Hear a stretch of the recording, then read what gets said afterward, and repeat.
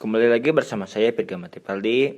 Kali ini saya akan membahas lagi permainan akhir Raja melawan Raja, Kuda, dan Gajah. Ya, kalau dihitung-hitung ini sudah part ketiga. Dan kali ini saya akan menjelaskan mengenai Delecang Senggal atau segitiga Deletang. Ya, itulah intinya. Jadi maksud dari Delecang Triangle ialah di sini kita dapat membuat blokade. Kita dapat membuat blokade menggunakan kuda dan gajah. Apabila saya beri ya seperti inilah blokadenya. Jadi di sini dapat dilihat bahwa di sini kuda dan gajah memblokade beberapa daerah. Jadi dan raja di sini sebagai garis depan. Jadi intinya kuda dan gajah ini menutupi daerah sebagian daerah raja hitam, dan di sini Raja Putih pun dapat mendesak sedikit demi sedikit dan akhirnya dapat melancarkan skakmat. Ya, jadi Delecang Triangle jadi atau itulah intinya memungkinkan kita untuk memblokade tanpa takut adanya forking atau serangan garpu. Jadi yang jelas di sini Raja Hitam tidak dapat menyerang kuda dan gajah dikarenakan Raja Hitam tidak dapat menembus blokade ini. Ya, itulah fungsi dari Delecang Triangle atau yang orang-orang katakan biasa disebut segitiga Bermuda. Saya. Jadi maaf apabila kalian pusing dengan warna-warnanya. Jadi warna merah ialah petak yang tidak dapat dikunjungi oleh Raja Hitam. Petak biru ialah petak yang dapat dikunjungi oleh Raja Hitam.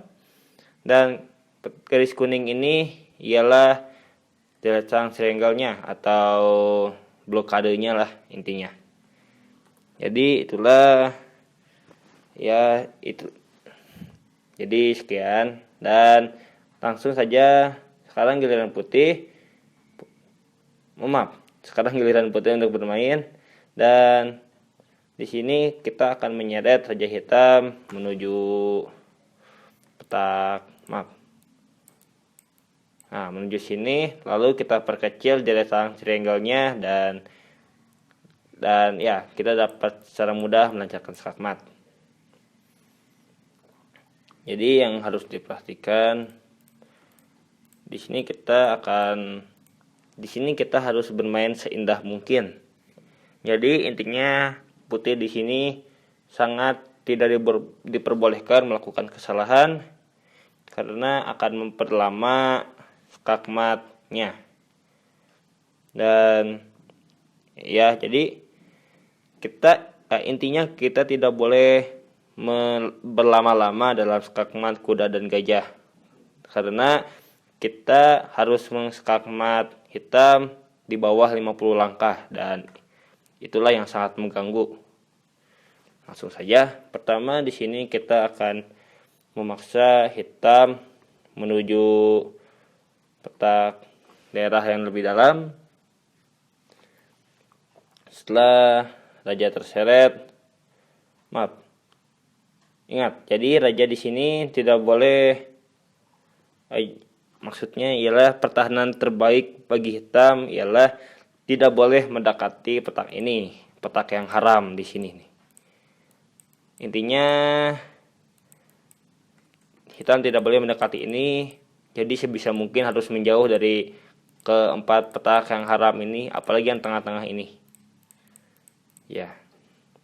Jadi itulah pertahanan terbaik hitam. Dan setelah kita perkecil lagi daerahnya, dan kita akan bermain dengan raja, terus memperkecil daerahnya. Ya, kita lihat di sini Raja Hitam memainkan peran yang sangat penting dalam mempersempit daerah. Dan tetapi di sini Putih pun tidak takut adanya parking, karena di sini kedua bidak minor Putih tersusun dengan sangat baik. Ya. Lalu setelah kita dekati lagi, kita dapat membuat deretan triangle yang lebih kecil, atau inilah deretan triangle-nya. Pasti kalian lumayan bingung dengan apa itu deretan triangle atau apa. Jadi intinya di sini kita harus memaksa hitam melakukan zugzwang, atau intinya di sini hitam harus dapat terseret menuju bagian yang lebih dalam. Dan dengan posisi kuda dan gajah seperti ini, jelas kita tidak boleh takut karena gajah dan kuda tidak dapat diserang bersamaan.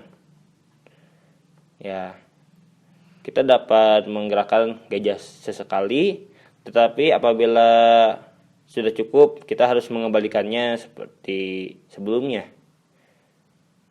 Kita lihat di sini kita harus memaksa hitam untuk menuju tempat yang lebih kecil. Kita lihat di sini Raja Putih memblokade petaknya sedikit demi sedikit. Setiap raja bergerak pasti ada petak yang hilang, dan itulah inti dari permainan kali ini. Setelah Raja Hitam setelah Raja Hitam mendekati segitiga ini, kita harus memposisikan gajah dan kuda kita untuk membuat deretan triangle yang lebih kecil. Atau pada sebelumnya kita membuat daerah seperti ini. Nanti selanjutnya kita akan membuat daerah yang lebih kecil seperti ini. Dan akhirnya kita akan lancarkan skakmat.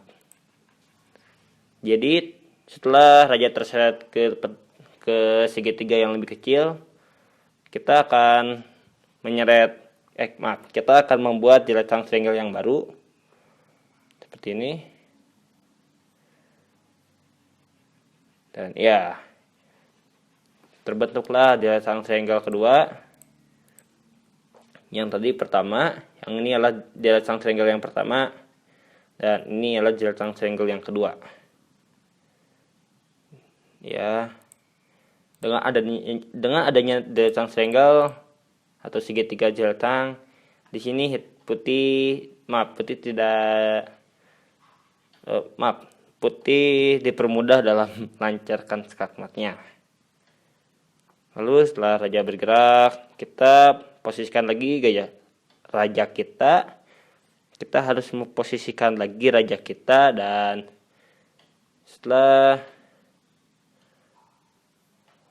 ingat, tidak boleh ada blunder sedikit pun. Jadi setelah kita memposisikan raja kita seperti ini, ya, dan seperti ini kita harus membuat deretan triangle yang lebih kecil. Seperti ini.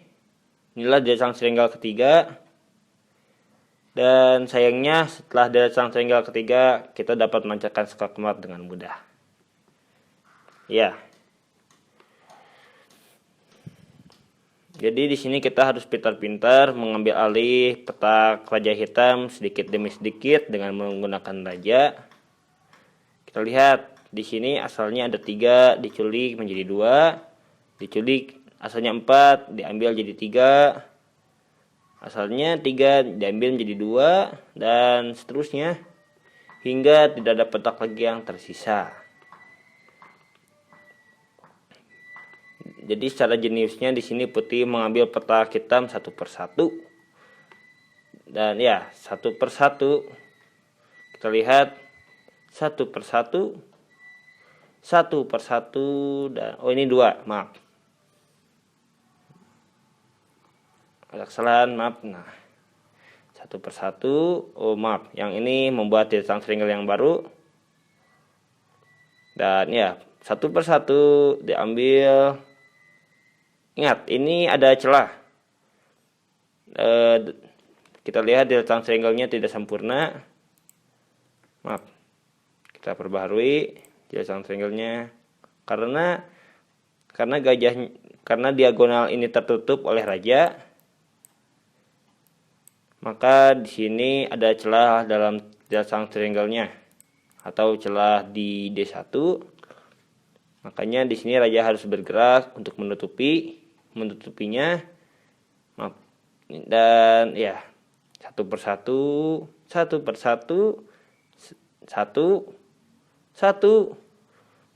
dan ini desain triangle yang baru. Oh maaf, ini satu, mengambil satu, skak dan skakmat. Ya, jadi itulah metode skakmat dengan menggunakan desain triangle. Jadi secara umum skakmat raja hitam dengan menggunakan kuda dan gajah ada beberapa metode, dan ini adalah salah satu metode yang lumayan sulit. Dan sekian tutorialnya hari ini. Terima kasih atas perhatiannya. Mohon maaf bila ada kesalahan. Please subscribe-nya dan sampai jumpa.